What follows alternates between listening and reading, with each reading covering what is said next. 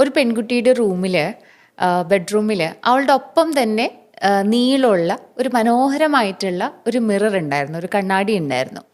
അവൾക്ക് ഏറ്റവും പ്രിയപ്പെട്ട ഒരാൾ കൊടുത്ത ഒരു ഗിഫ്റ്റായിരുന്നു അത്. വളരെ സ്നേഹത്തോടെ കൊടുത്ത ഒരു ഗിഫ്റ്റായിരുന്നു അത്. കുറച്ച് നാൾ കഴിഞ്ഞപ്പോൾ ആ കണ്ണാടിയിൽ ചെറിയൊരു വിള്ളലുണ്ടായി. അപ്പോൾ വേഗം എന്ത് ചെയ്തു എന്ന് വെച്ചാൽ, അത് ചെറുതായിരുന്നു, പുള്ളിക്കാരി എന്ത് ചെയ്തു എന്ന് വെച്ചിട്ടുണ്ടെങ്കിൽ അതൊരു പ്ലാസ്റ്ററൊക്കെ ഒട്ടിച്ച് എന്നാലും കാണാൻ പറ്റും. അപ്പോൾ ശരിക്കും നോക്കിക്കഴിഞ്ഞിട്ടുണ്ടെങ്കിൽ ചില ഭാഗങ്ങളൊക്കെ കാണുന്നത് കുറച്ച് ബുദ്ധിമുട്ടാണ്, എന്നാലും അത് അഡ്ജസ്റ്റ് ചെയ്തു.